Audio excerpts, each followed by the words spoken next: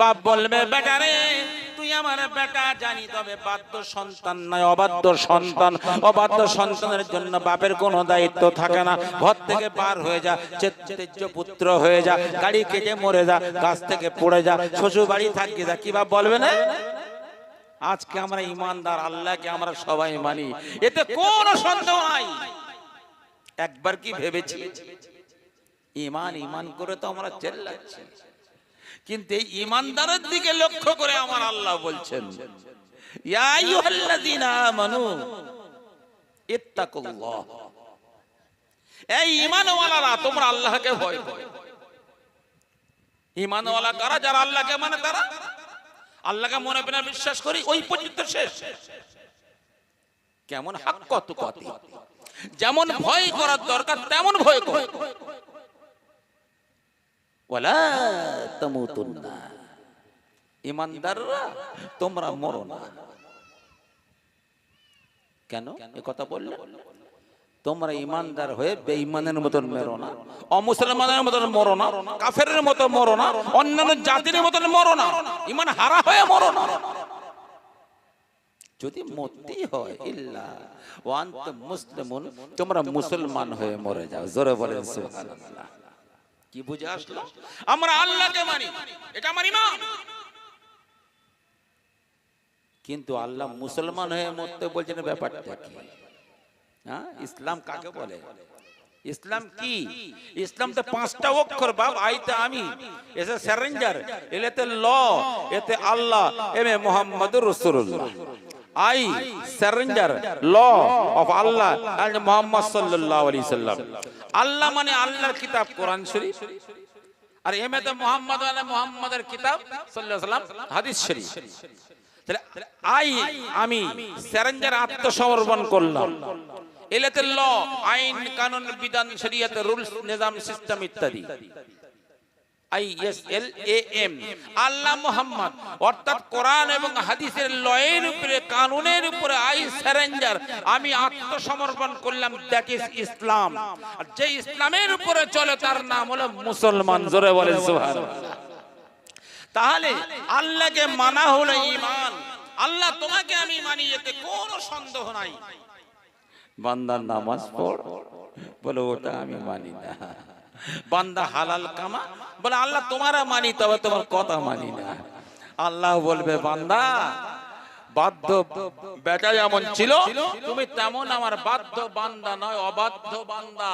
অবাধ্য বেটার জন্য বাপের যেমন কোনো দায়িত্ব থাকে না, অবাধ্য বান্দার জন্য আল্লাহরও কোনো দায়িত্ব থাকে না। কথা বুঝে আসছে বাপ? তবেই তো ওই বান্দা রাস্তায় যেতে যেতে অ্যাক্সিডেন্ট হয়ে মরে যায়, আল্লাহর রহমত থেকে আল্লাহ দূরে সরিয়ে দেয়। হ্যাঁ, আজকে আমরা ইমাম বানিয়েছি, আজকে আমরা নেতা বানিয়েছি, পথ প্রদর্শক বানিয়েছি ওই সমস্ত মানুষকে যারা নাকি আরেকজনের দ্বারস্থ হয়েছে। আমরা চাই ওর কাছে যে নাকি আরেকজনের কাছে চাইতে গেছে। আমরা ভয় করি ওকে যে নাকি আরেকজনকে ভয় করে। তুমি ভয় করো তাকে যে কাউকে ভয় করে না, তুমি চাও তার কাছে যে কারোর কাছে চায় না। কথা বুঝে আসছে? ফকির সাহেব বাপ বাদশার দরবারে গেছে, বাদশা শাহজাহানের দরবারে গিয়ে বলছে, বাবু কোথায় গেলেন, ভিক্ষা নেব? বলে হুজুর মসজিদে নামাজ পড়তে গেছেন। ফকির সাহেব ভাবলো এতক্ষণ দাঁড়িয়ে থাকবো, একটু পায়চারি করি। ঘুরতে ঘুরতে ঘুরতে ঘুরতে দিল্লির জামে মসজিদে উঠেছে। উঠে জামে মসজিদের দক্ষিণ কোণেতে যে গেটটার নাম হলো বাবে আব্দুল্লাহ, যে গেটের উপরে দাঁড়িয়ে মাওলানা আবুল কালাম আজাদ রহমতুল্লাহ আলাইহি, তিনি স্বাধীনতা সংগ্রামী ছিলেন। দেশ ভাগ হওয়ার সময় বলেছিলেন, ওই জায়গায় সিঁড়ির উপরে দাঁড়িয়ে, এই আমার ভারতবাসী, তোমরা দেশ ছেড়ে যেও না, এই দেশে আমাদের বাপ দাদাদের রক্ত আছে, তোমরা যেও না, ছেড়ে যেও না। তো ওই কোণে বাদশা শাহজাহান রহমতুল্লাহ আলাইহি তিনি বসেছিলেন। বসে বসে দুটো হাত তুলে আল্লাহর দরবারে দোয়া করছেন, আর চোখ দিয়ে অঝর নয়নে ঝরঝর করে পানি পড়ে দাড়ির ভিতর থেকে বুকটা ভিজে যাচ্ছে। ফকির সাহেব পিছন থেকে ঘুরে গিয়ে দেখি, মনে হচ্ছে এই বাদশা শাহজাহান তো, দেখি ভালো করে। পাশে গিয়ে পেছন থেকে দেখে বাদশা শাহজাহান। ও মনে মনে করছে কাঁদতেছে কেন? হ্যাঁ, এই আরেকজনের কাছে ভিক্ষা চাইছে, ব্যাপারটা কি? আমি তো এর কাছে ভিক্ষা নিতে আসলাম, কি এ তো আরেকজনের কাছে ভিক্ষা চাইছে, কারণটা কি? আরে আমি যার কাছে ভিক্ষা নিতে আসলাম সে তো আরেকজনের কাছে ভিক্ষা চাইছে, এ তো আমার থেকে অনেক বড় কাঙাল। আমি তো ফকির, এক হাত পেতে ভিক্ষা চাই তাই ফকির হয়ে আছি, এ তো দু হাত পেতে ভিক্ষা চাইছে, আমার চাইতে অনেক বড় কাঙাল। নিজের যখন জোটে না তো আমার কি দেবে, এর ভিক্ষা আমার লাগবে না। তখন পিছন ফিরে চলে যাচ্ছে, সেই সময় বাদশার দোয়া শেষ হয়ে গেছে। ফিরে যখন আসছে মন্ত্রী মশাই বলছে, স্যার আপনার কাছে ফকির সাহেব এসেছিল কিছু নেবার জন্য, ফিরে যাচ্ছে। বলে এই ডাকো ওকে। বলে ফকির সাহেব বাদশা তোমাকে ডাকছে। বলে আমি ওখানে যাব না। বাদশা ধমক দিয়ে বলছে, এই বাদশা শাহজাহানের দরবার থেকে আজ পর্যন্ত কেউ ফিরে যায় নাই, যেমন মোহাম্মদের দরবার থেকে কেউ ফিরে যায় নাই। আমি মোহাম্মদের ভক্ত বাদশা শাহজাহান, আমার দরবার থেকে ফিরে যাবে, এটা মোহাম্মদের শানের খেলাফ হয়ে যাবে, উম্মতের শানের খেলাফ হয়ে যাবে, ইসলামের শানের খেলাফ হয়ে যাবে। আয় তোর কি লাগবে বল, দু হাত ভরে আমি তোকে দান করব। বাদশার কাছে ফকির এসেছে, এসে বলছে, বলো বাদশা কি বলছেন, তুই ভিক্ষা নিতে এসেছিলিস, বল তোর কি লাগবে। ফকির সাহেব বলে, বাদশা রে এসেছিলাম ভিক্ষা করতে, কিন্তু কার কাছে ভিক্ষা নিতে আসলাম, আমি যার কাছে ভিক্ষা নিতে আসলাম সে তো আমার চাইতে বড় কাঙাল। এই তুই বলিস কি রে? হ্যাঁ বাদশা, আজ আমার বুঝে আসলো, আজ আমি জানলাম কেন ফকির পৃথিবীতে যত ফকির আছে, ভিখারি আছে, সবাই এক হাত পেতে ভিক্ষা করে, যার কারণে এরা সারা জীবন ফকির হয়ে থাকে। আজ আমি বুঝতে পারলাম বাদশা রে, তুমি যার কাছে দু হাত পেতে চাইছিলে, আজ থেকে আমি তার কাছে এক হাত পেতে নয় দু হাত তুলে চাইবো। ও বাদশা, আমি তোমার মতন বাদশা হয়ে যাব, তোমার ভিক্ষার কোনো প্রয়োজন নাই। ও দুনিয়ার মানুষ শোনেন, আমার আল্লাহ রাব্বুল আলামিন তার হাবিবকে পাঠিয়ে দিলেন। সাহাবাদেরকে যখন বললেন, সাহাবারা এসে বলেন, ইয়া রাসূলুল্লাহ, ইয়া হাবিবাল্লাহ, আমরা আগে কুফরি করেছিলাম, আর আগে আমরা আপনার দুশমনি করেছিলাম, আমরা সাহাবা হলাম, ঈমান নিয়ে আসলাম, আমাদের গুনাহ কি আল্লাহ maaf করবেন? আমার আল্লাহ কোরআন পাকের আয়াত অবতীর্ণ করেন আর বলেন, ওয়াইজা সাআলাকা ইবাদি আন্নী ফাইন্নী করিব। নবী তুমি বলে দাও, যখন আমার বান্দা দুটো হাত তুলে আমার কাছে দোয়া চাইবে, আমি আল্লাহ তখন সঙ্গে সঙ্গে তাদের নিকটেই হয়ে যাই। উজিবু দাওয়াতাদ দাঈ ইযা দান। যখন আমার বান্দা দুটো হাত তুলে দোয়া করবে, আমি আল্লাহ উজিবু সঙ্গে সঙ্গে তার দোয়াটাকে কবুল করে নেই। বলুন সুবহানাল্লাহ। তাহলে তাদের উচিত একটা কাজ করা দরকার, আমার পাওনা তাদের কাছে, তাদের যেমন পাওনা আমার কাছে, আমারও পাওনা তাদের কাছে। সেটা কি? তাহলে তাদের উচিত তারা যেন আমার উপরে বিশ্বাস করে, লাআল্লাহুম ইয়ারশুদুন, তাহলে তারা জান্নাতি হওয়া তাদের জন্য সহজ হয়ে যাবে। জোরে বলেন সুবহানাল্লাহ। তাহলে সেই আল্লাহর প্রতি কি আমার বিশ্বাস অতটুকু আছে? একবার ভাবি যে আল্লাহ আমার কত নিয়ামত দান করেছেন। বিজ্ঞানের ছাত্র, সে বলছে, হুজুর আমরা সব বুঝেছি, কিন্তু একটা জায়গায় নাউজুবিল্লাহ আল্লাহর গন্ডগোল আছে। বলে কি? বলে আল্লাহ আঙ্গুলটা পাঁচখানা পাঁচ রকম করেছে, যদি এই পাঁচটা আঙ্গুল একরকম করতে তাহলে কি দেখতে ভালো লাগতো না? এক জায়গায় করা যাচ্ছে না। বলে কে বলেছে করা যায় না? পাঁচটা আঙ্গুল তুমি এক জায়গায় করো, দেখো এক জায়গায় হয়েছে কিনা। কিভাবে হয়েছে কিনা বাপ ধরে কোন হয়েছে? বলে এখানে হয়েছে, কিন্তু এই জায়গায় হয়নি। আমার আল্লাহর কত ক্ষমতা দেখুন, আল্লাহ আমার আল্লাহ কত কারসাজ দেখুন, হিকমতওয়ালা দেখুন। পাঁচটা পাঁচ রকম আছে বলে এক জায়গায় করলে এক রকম হয়, তাই ভাত তুলে তুমি খেতে পারো। যদি এই জায়গায় আল্লাহ একরকম করতেন তাহলে এক জায়গায় করতে গেলে কোনো একটা আঙুল বড় হয়ে যেত। আমার আল্লাহ কত হিকমত ওয়ালা দেখুন, আল্লাহ এখানে এক জায়গায় একরকম কেন করেন নাই? এই কারণে করেন নাই, যখন ভাত খেতে যেতে এক জায়গায় করলে একটা আঙুল তোমার বড় হয়ে যেত, যে আঙুলটা বড় হতো ওই আঙুলটা তোমার নাকের ভেতরে ঢুকে যেত। তাই আমার আল্লাহ রাব্বুল আলামিন করেননি, ও বান্দা তোমার ভালোর জন্য করেননি। জোরে বলেন সুবহানাল্লাহ। আল্লাহ যে হালতে রেখেছে আলহামদুলিল্লাহ। বিজ্ঞান সায়েন্স তারা বলছে একটা চারা তুমি পুঁতেছো তাতে চারটে জিনিস থাকলে চচ্চড় চচ্চড় করে বেড়ে যাবে। ওই চারাটা আপনি মাটি পুঁতেছেন, তাতে পানি দিয়েছেন, হাওয়ার ঝোঁকা লাগলো, সূর্যের তাপ লাগলো, গাছটা বড় হবে, আস্তে আস্তে ডাল হবে, পালা হবে, বড় হবে, কলম হবে, বাগান তৈরি হবে। তার থেকে কিভাবে হবে না, সে করে বড় হবে, মূল বড় হবে। আমার আল্লাহ রাব্বুল আলামিন বলে বান্দারে যদি বিজ্ঞানের থিওরি অনুযায়ী আমি তৈরি করতাম তাহলে কিন্তু আমি আর সৃষ্টি স্রষ্টা হতাম না, আমি তোদের মতন হয়ে যেতাম। বিজ্ঞান তোমার থিওরি অনুযায়ী এই মানুষটার মধ্যে জান আছে, গাছের যেমন প্রাণ আছে মানুষের মধ্যে প্রাণ আছে। এই মানুষটাও মাটির শাকসবজি খায়, মাটির উপাদানের মধ্যে আছে। এই মানুষটা পানি খায়, দুটো হয়ে গেল। এই মানুষটার হাওয়ার ঝোঁকা লাগে, তিনটে হয়ে গেল। এই মানুষটার সূর্যের তাপ লাগে, চারটে হয়ে গেল। যার বিজ্ঞান তুমি জবাব দাও, মানুষটা আস্তে আস্তে বড় হলো, হাত লম্বা হলো, বডি হলো, 6 ফুট হয়ে স্টপ হয়ে গেল, সব বড় বড় হলো, মাথা চুল লম্বা লম্বা হলো। তুমি ছিঁচে দাও, কেটে দাও, কিন্তু দাঁতটা হাফ ইঞ্চি হয়ে ওখানে স্টপ হয়ে গেল। কেন? বিজ্ঞান তুমি আমার জবাব দাও। তোমার থিওরি বলছে যে চারটে জিনিস থাকলে ডাল বড় বড় হবে, পালা বড় বড় হবে, গাছ লম্বা লম্বা হবে, সব বড় যখন হবে। ঠিক ওই রকম আল্লাহ তো সব করলো, কিন্তু দাঁতটা হাফ ইঞ্চি করে কেন রেখে দিল? আমার জবাব দাও। বিজ্ঞান ওই জায়গায় অজ্ঞান হয়ে গেছে। আমার আল্লাহ কত হিকমত ওয়ালা দেখুন। আমার আল্লাহ দাঁতটা ছোট এই জন্য করেছেন, তোমার থিওরি অনুযায়ী যদি বড় হতো তাহলে এক একটা মানুষ 60 ফুট 80 ফুট করে লম্বা হতো, হাতগুলো হতো 12-14 ফুট করে লম্বা, ঠ্যাংগুলো হতো 20 ফুট করে লম্বা। কিভাবে হতো না? হতো। দাঁতগুলো 8-10 ফুট করে লম্বা হতো। কেন করেনি জানো? আল্লাহ এই জন্য করেন নাই। যদি তোমার দাঁত 8-10 ফুট করে লম্বা হতো, তোমার বিবির দাঁতটাও 8-10 ফুট করে লম্বা হতো। কেন করেনি? এই জন্য করেনি। তুমি যখন তোমার বিবিকে চুমু খেতে যেতে তোমার দাঁতটা বিবির চোখের মধ্যে ঢুকে যেত। তাই আমার আল্লাহ রাব্বুল আলামিন করেন নাই। জোরে বলেন সুবহানাল্লাহ। আমার আল্লাহ কত হিকমত ওয়ালা। তোমার যদি 8-10 ফুট লম্বা হতো, পিছনের লোকটার 8-10 ফুট দাঁত লম্বা হয়ে যেত। তুমি বাইক নিয়ে যাচ্ছ, বাম্পারে ঘ্যাক করে দাঁড়িয়ে গেলে ওই লোকটা দাঁড়িয়ে যাবে, কিন্তু দাঁতটা লম্বা, তোমার পিঠের চালে ঢুকে যেত। মানুষ আর মানুষ থাকতো না, মানুষ দুনিয়া চলাফেরা করতে পারতো না।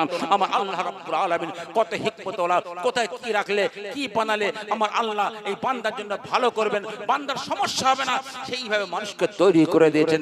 তাই আমার আল্লাহ রাব্বুল আলামিন বলেন, লাইন শাকারতুম লাযীদান্নাকুম ওয়া লাইন কাফারতুম ইন্না আযাবী লাশাদীদ। ও বান্দা, তোমার এ টু জেড সব আমি দিলাম, এই নিয়ামতের শুকরিয়া আদায় করো। যদি শুকরিয়া আদায় করো, আমার নিয়ামতকে আমি আরো বাড়িয়ে দেব। আর যদি নিয়ামত না শুকরি করো, অকৃতজ্ঞ হও, তাহলে আমি তোমাকে এমন আযাব দেব, কমন শব্দ আঘাত দেব, দুনিয়া দেব। এ কথা আমার আল্লাহ বলেন নাই। কোথায় দেবেন আল্লাহ জানে, তুমি টের পাবে না। আল্লাহ তাই বলছেন, ও বান্দা তুমি একবার ভাবো, চিন্তা করো, ওয়াইন তাউদ্দু নিমাতাল্লাহি লা তুহসুহা। ও বান্দা, আমার নিয়ামত এত তোমার দিয়েছি, তুমি যদি একবার গুনতে শুরু করে দাও, গুনতে গুনতে তোমার জীবন শেষ হয়ে যাবে। আমার নিয়ামত কোনোদিন শেষ হবে না।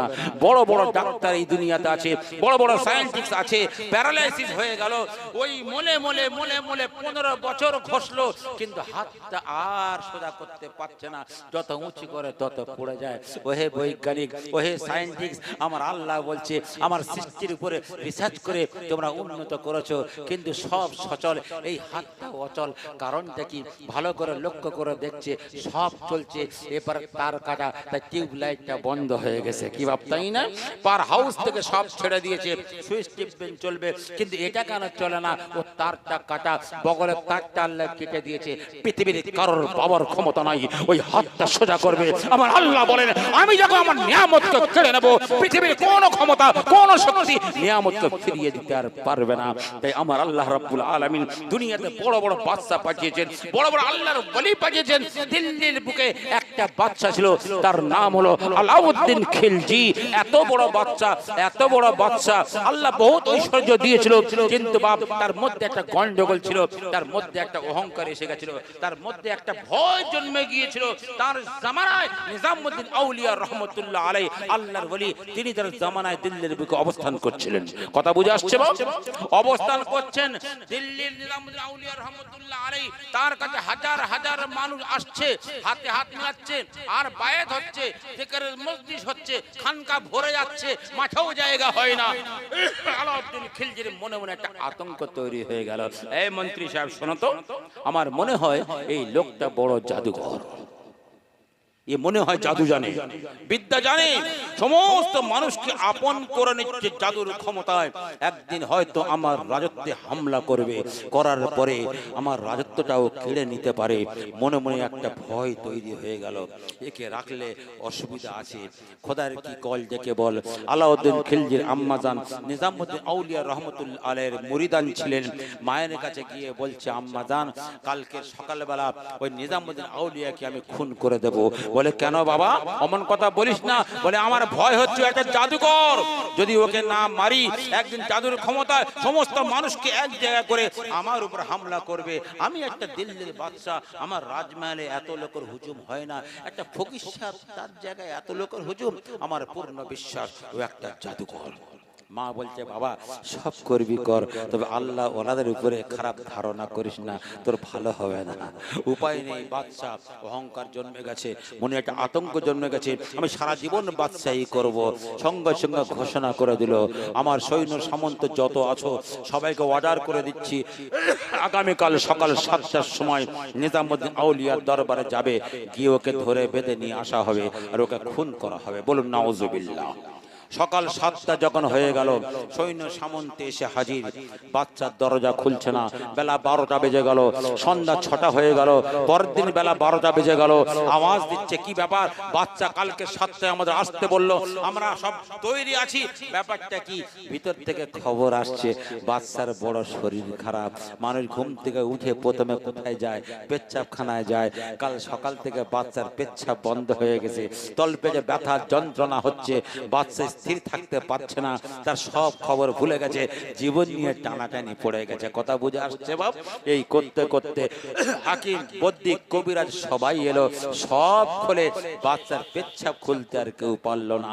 এই করে 3 দিন যখন হয়ে গেছে, আলাউদ্দিন খিলজি মাকে বলছে, মা, জীবনের অনেক দাম, তুমি ওই হুজুরের দরবারে যাও, নিজামউদ্দিন আউলিয়ার দরবারে যাও, গিয়ে একটু বলো আমার জন্য যেন একটু দোয়া করে দেয়, আমি হয়তো আর বাঁচবো না। মায়ের জান দৌড়ে দৌড়ে গেছে, হুজুর হুজুর, আমার ছেলে আলাউদ্দিন খিলজি দিল্লির বাদশা, আপনি একটু দোয়া করুন, পেচ্ছাব বন্ধ হয়ে গেছে আজ 3 দিন, যেন পেচ্ছাবটা খুলে যায়, জীবনে বেঁচে যাক। নিজামউদ্দিন আউলিয়া রহমতুল্লাহ আলাইহি বলেন, আম্মা জান, তুমি তো রোগী নও? বলেন, না, আমার খোকা। ওমা, তুমি তো মিডল ম্যান, দালাল। হ্যাঁ, কি ভাই, মিডল ম্যানকে দালাল বলে না? আর কথা কন না। হ্যাঁ, মিডলম্যান দালাল, দালালি করা যায়, অসুবিধা নাই, আলহামদুলিল্লাহ। মাধ্যম, ভাই জমিটা বিক্রি হবে, এই বিক্রি করলে আমার 5000 টাকা দেবে, বললে হ্যাঁ, পুরো জায়েজ, অসুবিধা নাই। কথা বুঝে আসছে বাপ? হ্যাঁ, ওই যে দালাল শুনি আমরা, সে দালাল নয়, মিডলম্যানকে দালাল বলা হয়। আর যদি বলেন আপনি হালালে ব্যবসা করছেন, দোকানে আপনি মিথ্যা বলবেন, ওই ব্যবসাটাও আপনার হারাম হয়ে যাবে। কথা বুঝে আসছে বাপ? হ্যাঁ, বলে, ও মা, তুমি তো রুগী নয়, রুগীকে আমার কাছে আসতে হবে। মা দৌড়ে দৌড়ে গেছেন, গিয়ে বলে, বাবা, তোর যেতে হবে, না গেলে হুজুর দোয়া করবে না। বলে, ও মা, ও তো আমার শত্রু, জাদুঘর, আমি ওর কাছে যাবো, এটা কি করে হয়? সম্ভব নয়। বলে, বাবা, না গেলে দোয়া করবে না। জীবনের অনেক দাম, দেখছে আর উপায় নাই। উনি এবারে হাতের পিঠে উঠে শত শত সৈন্য পিছনে নিয়ে নিজামউদ্দিন আউলিয়া রহমতুল্লাহ আলাইহির দরবারে আসছেন। দূর থেকে খানকা শরীফে বসে হুজুর বলছেন, বাবা, এই এত লোকের হুজুম কারা বলতো? কারা সব কোথায় যাচ্ছে? বলে, হুজুর, বাদশার সৈন্য আসছে। কোথায়? বলে, আপনার দরবারের দিকে আসছে। আমার কাছে? বলে, হ্যাঁ। বলে, বাবা, শুনেছি ফকির ভিখারি যারা হয় তারা বাদশার দরবারে যায়, আজ জীবনের প্রথম দেখলাম যে বাদশা ভিখারির দরবারে আসছে, জোরে বলেন সুবহানাল্লাহ।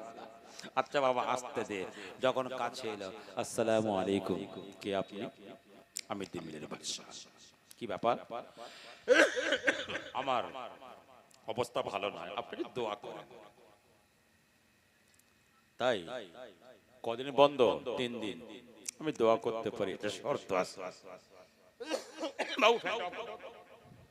একটা শর্ত আছে। বলে কি?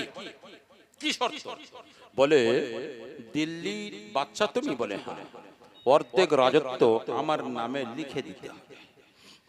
যদি লিখে দাও তাহলে আমি তোমার জন্য দোয়া করব। মনে মনে ভাবছি আমি যা ভেবেছি তাই। জাদুকর লোকটা ভালো না, এই ইচ্ছে করে জাদু করে বন্ধ করেছে রাজত্ব নেবার জন্য।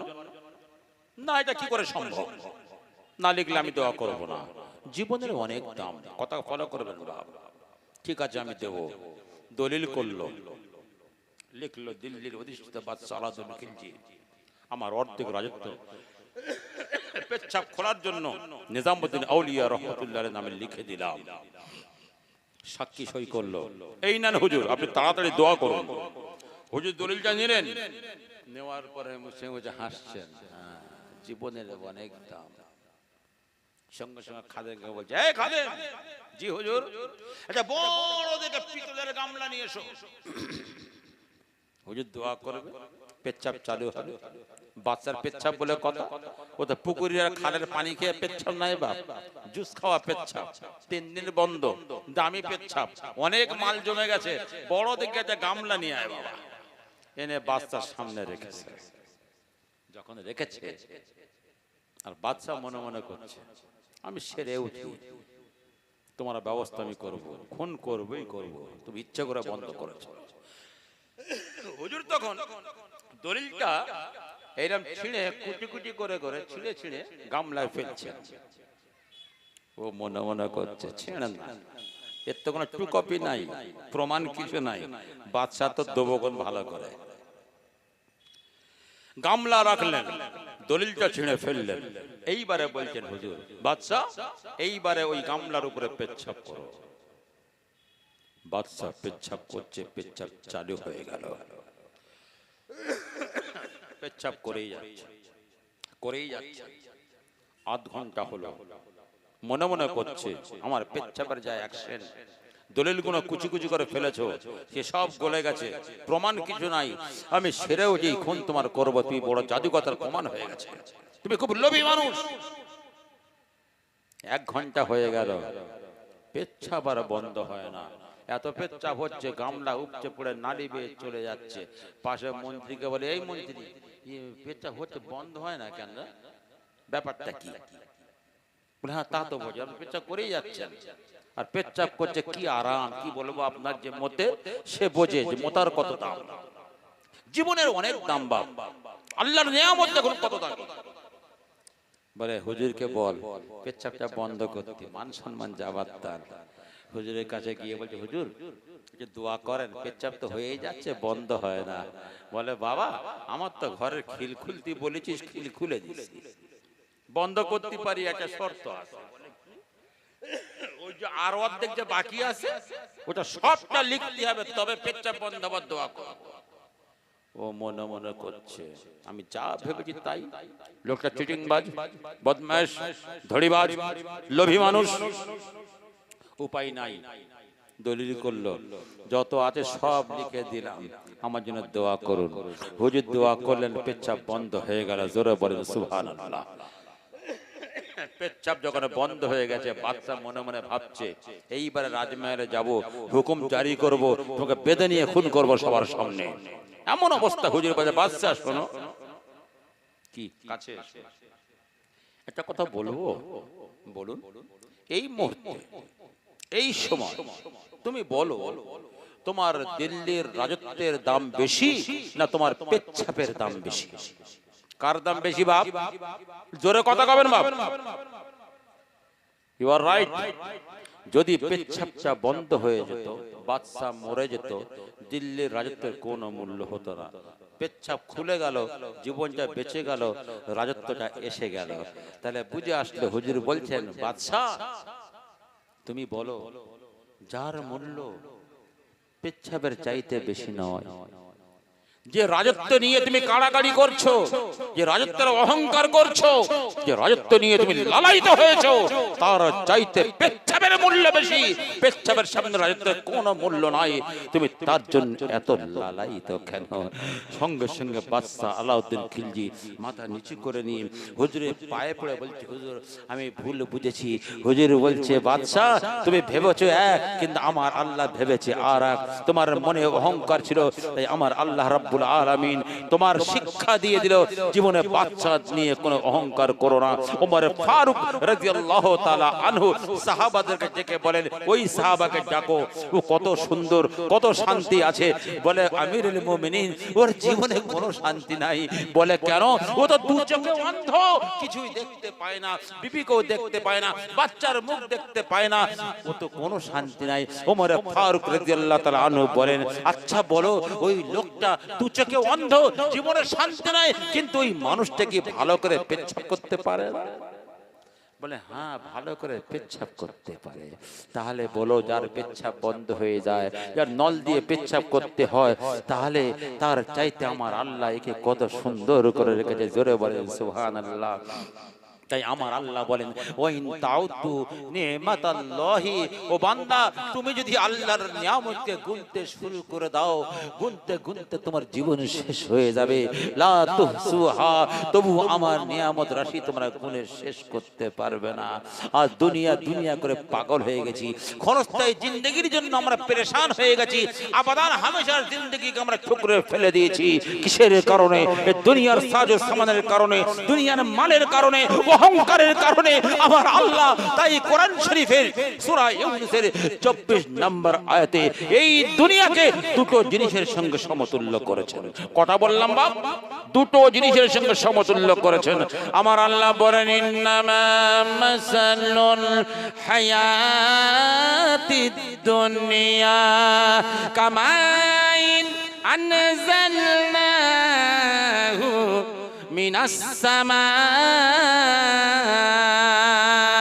ফাখতালাতা বিহি নাবাতুল আরদ। রব্বুল আলামিন বলেন, ইন্নামা মাসালুল হায়াতিদ দুনিয়া, নিশ্চয় দুনিয়ার জিন্দেগিকে আমি আল্লাহ তুলনা করেছি দুটো জিনিসের দ্বারা। এক নাম্বার হলো কামাইন আনজালনাহু মিনাস সামা, আসমান থেকে আমি পানি অবতীর্ণ করেছি। সেই পানি কোথায় এলো? মরা জমিন, বাঞ্জার জমিন। কি বাপ, তাই না? ফসল হয় না, পানির অভাবে ফেটে ফেটে গেছে, পেরেশান। পানি এই মরা জমিনের উপরে আমার আল্লাহ রাব্বুল আলামিন যখন দিলেন, আল্লাহ বলেন ফাখতালাতা বিহি নাবাতুল আরদ, যখন এই পানি জমিনে পড়তো, ফাখতালাতা বিহি নাবাতুল আরদ, এই জমিনের ফসলের সঙ্গে ফাখতালাতা মিলে মিশে একাকার হয়ে গেল। আমার আল্লাহ তখন ফসল তৈরি করে দিলেন। জোরে বলেন সুবহানাল্লাহ, নারে তাকবীর।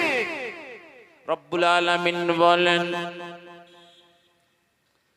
ফাখতালাতা বিহি নাবাতুল আরদ, যখন মিলে মিশে একাকার হয়ে গেল, তখন কি হলো জানেন? তখন এই জমিনের ফসলটা ইয়াকুলুন নাসু ওয়াল আনআম, মানুষও খায়, জন্তু জানোয়াররা তারাও খায়। মানুষ ফলগুলো খায়, ধানগুলো খায়, গমগুলো খায়, চালগুলো খায়, তার ভুসি পাতা খোসাগুলো জন্তু জানোয়াররাও খায়। কি বাপ, খায় না? তারপরে আল্লাহ বলেন, হাত্তা ইযা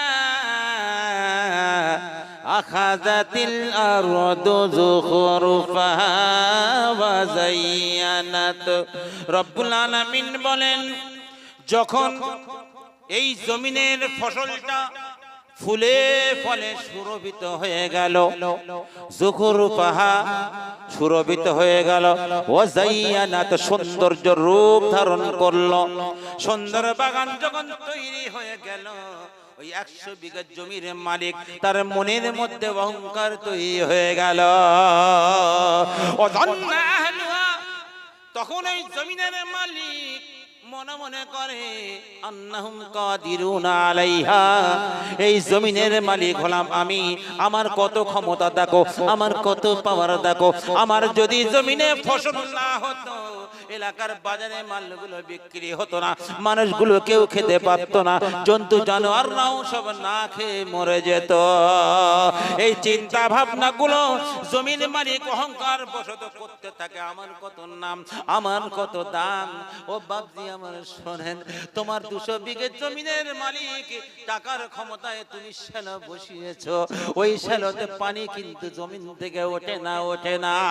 তুমি বললে যত টাকা লাগে সুদে টাকা নিয়ে, সুদে তুমি টাকা নিয়ে শ্যালো বসিয়ে দিলে, ধান গাছ বড় হয়ে গেল, সব মালগুলো লাল হয়ে গেল, আর কদিন পরে ধান কাটবে, আগড়া হয়ে গেল, ফসল ভালো হয় নাই। তুমি মনে মনে করলে আমার এত দাম, আমার এত সম্মান, যদি ভালো ধান না হয় আমি সুদ চুকাতে পারবো না, আদায় করতে পারবো না। ধান না হলে আমার মান চলে যাবে, আমার সম্মান চলে যাবে। এই সম্মানের কারণে ফরিজল খেয়ে জমির উপরে বিষ খেয়ে ওইখানে মরে গেল। পানি নাই, কিছু নাই, মাসকে মাস চলে গেল, টাকার ক্ষমতায় শ্যালো বসিয়েছে তুমি। তুমি যখন হঠাৎ মরে গেল এই জমিনের উপরে, মশাল ধারায় আমার আল্লাহ রব্বুল আলামিন রহমতের বারিশ এত দিলেন, এত দিলেন, 1 কোমর পর্যন্ত পানি তৈরি হয়ে গেল। তোরা বলেন সুবহানাল্লাহ। গায়বী খবর আসে, আরে বান্দা, যে আল্লাহ তুই মরে যাওয়ার 1 সেকেন্ড পরে পানি বর্ষণ করলো বান্দারে, টাকার ক্ষমতায়, মালের ক্ষমতায় তুই পানি তোলার চেষ্টা করেছিস, পানি আনতে পারিস নাই। তুই দুনিয়ার দ্বারস্থ হয়েছিলিস, টাকার গরম দেখিয়েছিলিস, যে আল্লাহ তোর মরণের পরে পানি বর্ষণ করলো, 1 কোমর পানি দিয়ে দিল। ও বান্দা, যদি তুই মানুষের দ্বারস্থ থেকে সরে এসে আমার দরবারে যদি একটু চাইতিস, যে আল্লাহ মরণের পরে পানি দিল, ওই আল্লাহ কি তোর মরণের 1 মিনিট আগে কি পানি দিতে পারতো না? কি পারতো না? আজ দুনিয়ার লোভে পড়ে অহংকার বশত আমার বাগান, আমার ফল, আমার আল্লাহ বলেন আতা আমরুনা লাইলা ওয়া নাহারা। রব্বুল আলামিন বলেন, ওই বান্দা অহংকার করে, বড়ত্ব দেখায়, এমন সময় আতা আমরুনা, আমার হুকুম এসে গেল, আমার আযাব এসে গেল, লাইলা ওয়া নাহারা, রাত্রি বেলা অথবা দিনের বেলা এমন একটা তুফান দিলাম, এমন একটা ঝড় দিলাম, আমি বরফের বৃষ্টি বানিয়ে দিলাম। তুফানের কারণে সমস্ত বাগানগুলো তুলে নিয়ে এক জায়গা থেকে নিয়ে আর এক জায়গায় উপরে নিয়ে ফেলে দিল। ভাজা আল্লাহ হাসিরা, আল্লাহ বলেন, ওই যে বাগান ছিল, বাগান আর নাই, ওই ময়দানকে আমি ফাঁকা মাঠ বানিয়ে দিলাম, উপরে অন্য জায়গায় ফেলে দিলাম। কাল্লাম তাকনা বিলাম, আজকে যেমন নাই তেমন মনে হলো কালকেও এখানে কিছুই ছিল না। শাহ আব্দুল কাদের রহমাতুল্লাহ আলাইহি বলেন, ওই যে আসমান থেকে পানি দিলেন, মরা জমিনে পড়লো। উনি বয়ান করেন, মরা জমিন মানে মানুষের বডিখানা হলো মরা। আসমানের পানির মতন আমার আল্লাহ আত্মা রূহ দিয়ে দিলেন মরা বজির উপরে। যখন দিয়ে দিল, জমিন যেমন ফসল তৈরি করলো, মরা বজি শরীরে যখন আল্লাহ আত্মা দিয়ে দিলেন, তখন গাছের পাতার মতন চোখের পাতা খুলে গেল, হাত পা চললো, আঙুলগুলো চললো, পা চললো, বজি চললো, ব্রেন চললো, কম্পিউটার শিখলো, ডাক্তার উকিল মাস্টার হয়ে গেল। তখন মনে মনে করে, আমার চাইতে বড় ডাক্তার এলাকায় নাই, আমার চাইতে বড় নেতা এলাকায় নাই, আমার চাইতে বড় উকিল, বড় জ্ঞানী মানুষ এলাকায় নাই। আমার আল্লাহ বলেন, সেই মুহূর্তে আমি আজরাইল ফেরেশতা পাঠিয়ে দিলাম, ঘাড় মুটকে যখন তার জানটা বার করে নিয়ে চলে গেল, কাফনে মুড়ে যখন খাটিয়াই করে ওই কবরের মধ্যে যখন ঢুকিয়ে দিল, এলাকার মানুষগুলো আসলো, কোথায় গেল মাওলানা সাহেব, কোথায় গেল মাস্টার সাহেব, কোথায় গেল উকিল সাহেব, আজকে তো এখানে নাই, কাল নাম তাক না বিলামতে, যেমন আজকে এখানে নাই কালকেও মানুষটা এখানেও ছিল না। ও বান্দা কিসের অহংকার করো, কিসের গর্ব করো, আজকে তুমি আছো কালকেও তুমি থাকবে না। আমার আল্লাহ তাই বলেন, কাযালিকা নুফাসসিলুল আয়াতি, কাযালিকা নুফাসসিলুল আয়াতি লিকওমি ইয়াতাফাক্কারুন। রব্বুল আলামিন বলেন, এই রকম আমি আমার আয়াতকে বয়ান করে করে মানুষকে শুনিয়ে দেই, লিকওমি ওই সমস্ত জাতির জন্য, ওই সমস্ত কওমের জন্য, ওই সমস্ত মানুষের জন্য, ইয়াতাফাক্কারুন, যাতে ওই সমস্ত মানুষগুলো একটু ফিকির করে, চিন্তা করে আমার কি করার ছিল আর আজকে আমি কি করতেছিলাম। আমার আল্লাহ তাই বলে, বান্দারে আমি তোমাকে ইবাদতের জন্য পাঠিয়েছি। ইবাদত মানে আল্লাহর হুকুমটাকে মেনে নেওয়া, আল্লাহর ঘর চলে যাবে। ও মুসলমান, তুমি দাঁড়িয়ে দাঁড়িয়ে দেখবে, এ মুসলমান তোমার এখানে বাঁচার অধিকার নাই। ড্যানিয়েল স্ট্রিচ, জার্মান পিপলস পার্টির নেতা, 82% সেখানে খ্রিস্টান আর বাকি 8% হলো মুসলিম। ও নিয়ম চালু করে দিল, মুসলমানকে ধ্বংস করে দেওয়া হবে, মসজিদকে ভেঙে দেওয়া হবে, ইসলামের বদনাম করা হবে। ও তখন রিসার্চ করতে করতে, খুঁজতে খুঁজতে খুঁজতে খুঁজতে কোরআনের যদি একটা ভুল ধরতে পারি, মুসলমানের যদি একটা ভুল ধরতে পারি, তাহলে আমরা জয়ী হয়ে যাব। ও বাপজি আমার, ও প্রথম আইন চালু করে দিল, মসজিদ তৈরি করেছো, মসজিদের জন্য মিনার তৈরি করা বাধ্যতামূলক নয়। এই জার্মানের যত মসজিদে যত মিনার আছে, গম্বুজ আছে, সবগুলো তোমরা ভেঙে ফেলো। খ্রিস্টানদের দাপট সেখানে, তাদের রাজত্ব সেখানে, মুসলমান অল্প কিছুই বলতে পারে না। ওরা জানে আজকে মিনারগুলো ভাঙবো, কালকে মসজিদগুলো ভেঙে দেবো। আল্লাহর নবী বলেন, ও মুসলমান, যেখানে মুসলমান পাড়া থাকবে সেই জায়গায় একটা করে আল্লাহর ঘর তৈরি করো। যখন রাস্তা দিয়ে যাবে তারা আল্লাহর ঘরকে দেখবে, দেখে আমার ইবাদত করবে, ভ্রাতৃত্ব বন্ধন তৈরি হবে। এই দুনিয়ার মানুষ কাফের বেঈমানরা দেখলো একটা একটা করে ভাঙতে হবে, শেষ করতে হবে। মিনার যখন ভেঙে দিল, আবার খোঁজা শুরু করলো। ও খোদার মানুষ শোনেন, খোদার কি কল দেখে জেনে বল, ও ভাই জানেন আমার, ও খুঁজতে শুরু করে দিল। ত্রুটি খুঁজলো, কোথায় ভুল ধরা যায়, খুঁজতে খুঁজতে খুঁজতে খুঁজতে বেশি দিন সময় লাগে নাই, 1 মাস 13 দিন পরে আমার আল্লাহ ওকে কলমা পড়িয়ে মুসলমান করিয়ে নিলেন। জোরে বলেন সুবহানাল্লাহ। নারে তাকবীর। নাম কি? ড্যানিয়েল স্ট্রিচ, পিপলস পার্টি, জার্মানের বিশাল বড় একজন নেতা। তাকে আমার আল্লাহ কলমা পড়িয়ে মুসলমান করে দিল। ও বাপজি আমার, এরা মুসলমানের ক্ষতি করার জন্য চেষ্টা করছে কি করে একটা একটা করে মিটিয়ে দেওয়া যায়, কিন্তু মুসলমান তৈরি হবে। তুই 10টা ভাঙবি, আমি 100 তৈরি করে দেবো। আল্লাহর রহম দেখুন, পিপলস পার্টির নেতা ড্যানিয়েল স্ট্রিচ মুসলমান হয়ে কলমা পড়ে বলে, ভাই মসজিদ তৈরি করো, জার্মানে যত খুঁজি তত মসজিদ তৈরি করো। ইমানদাররা বললে, হুজুর আপনি তো মসজিদের মিনার ভেঙে দিলেন, মসজিদ তৈরি করছেন। বলে, মিনার না হলে অসুবিধা নাই, মসজিদ তোমরা যত খুশি তৈরি করো। আজ আমার আল্লাহ রাব্বুল আলামিন সেই জায়গায় 80% মুসলমান থেকে 12% মুসলমান বানিয়ে দিয়েছেন। জোরে বলেন সুবহানাল্লাহ। ও মুসলমান, তুমি কলমার জন্য উঁচু হও, চেষ্টা করো, ওয়াস্তাহিদু ফি আলাই কালিমাতিদ্দিন। তুমি চেষ্টা করো, জান দিয়ে, মাল দিয়ে, শ্রম দিয়ে, দিমাগ দিয়ে, বুদ্ধি দিয়ে, বিবেক দিয়ে আল্লাহর জন্য চেষ্টা করো। আল্লাহ তোমার জাতিকে বাঁচাবে, তোমাকেও বাঁচাবে। এই দুনিয়া থেকে যখন তুমি কবরে চলে যাবে, তখন এই সম্পদ আমার সঙ্গে যাবে না, আমার বেটা আমার সঙ্গে যাবে না, আমার বিবি আমার সঙ্গে যাবে না। তাই আমার আল্লাহ রাব্বুল আলামিন কোরআন পাকের মধ্যে বলেন, ইয়া আইয়ুহাল্লাযীনা আমানুত্তাকুল্লাহ, এই ঈমানওয়ালারা তোমরা আল্লাহকে ভয় করো। ওয়াল نفس ما قدمت لغد واتقوا الله إن الله خبير بما تعملون। ও বান্দা, আল্লাহকে তোমরা ভয় করো। ওয়াল তানজুরুন নাফস, আর চাহিকে দেখে আপনার নফস কো, অর্থাৎ প্রত্যেকটা মানুষ, প্রত্যেকটা ঈমানদার সব দিকে লক্ষ্য করেছে, সে যেন তার আত্মার দিকে লক্ষ্য করে একবার দেখে। মা কদ্দামাত লিগাদ, আগামী কালের জন্য তুমি কি পাঠিয়ে দিয়েছো? আগামী কাল সাহাবারা বলেন ইয়া রাসূলুল্লাহ হাবিবাল্লাহ কিয়ামত কবে হবে? আল্লাহর নবী বলেন কিয়ামতের কথা চিন্তা করো, কিয়ামতের কথা জিজ্ঞাসা করো, কিয়ামতের জন্য কিছু তৈরি করেছো, সংগ্রহ করেছো? বলে ইয়া রাসূলুল্লাহ হাবিবাল্লাহ না করি নাই। আল্লাহর নবী বলেন মানুষ যখন মারা যায় কিয়ামত তার চালু হয়ে যায়। বাবা দুনিয়ার জন্য ব্যাংকে রাখলাম, বিবি বলছে তুমি যদি মরে যাও আমার কি হবে? চিন্তা করিস না, 2 বিঘা জমির উপরে 2তলা বাড়ি করলাম, তুই ভাঙা বিয়ার খাবি, কোনো সমস্যা হবে না। ছেলে বলছে বাপ আমার জন্য কি করেছো? বেটা 4টে দোকান করেছি, মেন রোডের পাশে, তো টেনশন থাকবে না। আরে সবাই তো বলে আমার কি হবে, কোন দিনের জন্য কি কোনো বিবি বলেছে হ্যাঁ গো আমি মরে গেলে তোমার কি হবে? তোমার নামে একটি জমি রাখো, তোমার নামে একটা জায়গা করো, তোমার নামে দোকান রেখে দাও। বেটা কি বলে আব্বা তোমার যদি সমস্যা তোমার কি হবে? আমার দিতে হবে না, তোমার নামে 2 বিঘা জমি রেখে দাও, তুমি ডাক্তার দেখাবে, তুমি বিক্রি করে হসপিটাল তোমার শরীরটা সুস্থ করবে। কোন বেটা বলে না। তাই আমার আল্লাহ আগে সতর্ক করে দিচ্ছেন, বল তানজুর নাফসুম মা কদ্দামাত লিকাদ। ও বান্দার সবার জন্য সব করেছো, ব্যাংকে টাকা রেখেছো, কবরের ব্যাংকে তোমার জন্য কি জমিয়েছো একবার তুমি ভেবে দেখো। ইন্নাল্লাহা খাবীরুম বিমা তা'মালুন, নিশ্চয়ই আল্লাহ খবরদার, খবর রাখেন ও বান্দা তুমি যেটা করে বেড়াচ্ছো।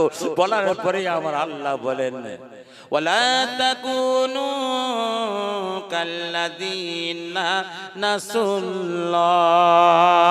ও আমার বান্দারা শোনো, ওয়ালা তাকুনু কাল্লাযিনা নাসুল্লাহ, তোমরা তাদের মতন হয়ে যাও না, কাফেরের মতন, বেঈমানদের মতন, ইহুদির মতন, নাসারার মতন হয়ে যাও না।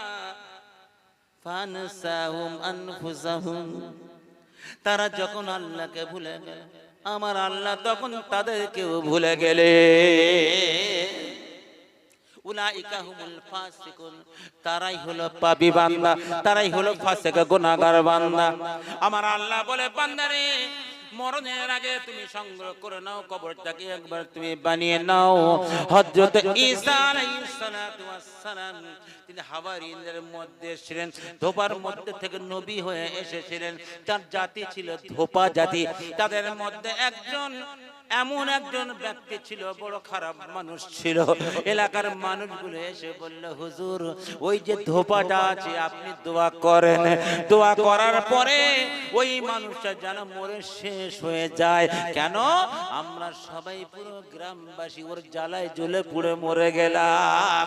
ওই মানুষটা ধোপা জামা কাছে যখন জামা আনতে যায় জামাগুলো হারিয়ে ফেলে, অথচ অন্য জায়গায় বিক্রি করে দেয়। বলে আমি জামার খবর জানি না, জামাগুলো ইচ্ছে করে ছিঁড়ে দেয়, ফেলে ফেলে। আমরা গ্রামের মানুষ পেরেশান হয়ে গেলাম। আমরা সবাই আপনার কাছে নালিশ করলাম, আপনি আল্লাহর নবী, ওই মানুষটার জন্য আপনি বদদুয়া করুন, ওই মানুষটা যেন মরে যায়, আমাদের ঝামেলা চুকে যাবে। ঈসা আলাইহিস সালাতু ওয়াস সালাম বলেন আমার ভাইরা তোমরা চিন্তা করো না, কালকে যখন ওই কাপড়ের গাঁঠরিটা নিয়ে ওই বোঝাটা নিয়ে ওখানে যাবে আর ফিরে আসবে না। আমি দোয়া করছি লোকটা মরে শেষ হয়ে যাবে। সব বক বক খুশি আনন্দে আত্মহারা। কিন্তু দেখা গেল কিছুক্ষণ পরে কাপড় চোপড় কেচে ওই কাপড়ের পোটলাটা নিয়ে মাথায় করে যখন ফিরে আসে, গ্রামের মানুষগুলো দেখলো ঈসা নবী বলল মরবে, কিন্তু বেটা মরে নাই, ব্যাপারটা কি আছে? ওই হুজুরের কাছে গেলেন, যাওয়ার পরে বলেন নবী গো আপনি বললেন মরবে কিন্তু মরে নাই, তার কারণটা কি? বলে এটা কোনোদিন হতে পারে না। ওই দেখো জল জ্যান্ত মানুষটা হেঁটে হেঁটে আসছে। ঈসা আলাইহিস সালাম বুঝতে পারলেন এই মানুষটা আমার কাছে আয়, তোর মাথায় কি বলে কাপড়ের বোঝা। ঈসা নবী বুঝতে পারলেন তুই কাপড়ের বোঝাটার নাম, বোঝাটা তুই একবার খোল। যখন বোঝাটা খুলেছে দেখছে একটা বিষাক্ত সাপ, তার মুখে লাগাম পরানো আছে, বন্ধ করা আছে,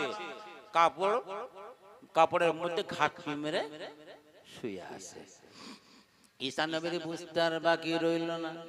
ঈসা নবী বলে আরে ধোপা তুই বল, তুই আজকে কি এমন আমল করেছিস আমায় বল। সবার দোয়া বিফলে যাবে, নবীর দেওয়া দোয়া আল্লাহ কোনোদিন ফেরায় না। আমার দোয়া কবুল হলো না, ব্যাপার কিছু একটা আছে, সত্যি করে বল তুই কি এমন নেক আমল করেছিস। বলে হুজুর আমি বলবো না। রিকোয়েস্ট করার পরে বলে শোনেন আমি প্রত্যেক দিনের মতন আজকে সকাল বেলায় আমি 3টে রুটি নিয়ে বার হয়েছিলাম। রাস্তা খিদে লাগলে আমি খাবো। যেতে যেতে একটা ভিখারি আমার বলে, ও আল্লাহর বান্দা, কদিন আমার খাওয়া নাই, যদি আমার পেটের জ্বালা মিটিয়ে দিতে পারো, আমার আল্লাহ তোমার জীবনটাকে বাঁচিয়ে দেবে। আমি বললাম, ভাই কি বললি আর একবার বল। বলে, তোমার জীবনটা বেঁচে যাবে। একটা রুটি আমি দিলাম, দোয়া করলো। আমি বললাম, ভাই আর একটু বল। বলে, আর একটা রুটি দিলে দোয়া করবো। আবার একটা দোয়া রুটি দিলাম। ও বান্দা বলে, যত মুসিবত আছে আসমানি বালা আসমানে যেন তুলে নেয়, জমিনি বালা জমিনে যেন পুঁতে দেয়। আল্লাহ তোমার যত রকমের বালা সব যেন দূর করে দেয়। আমি বললাম, ভাই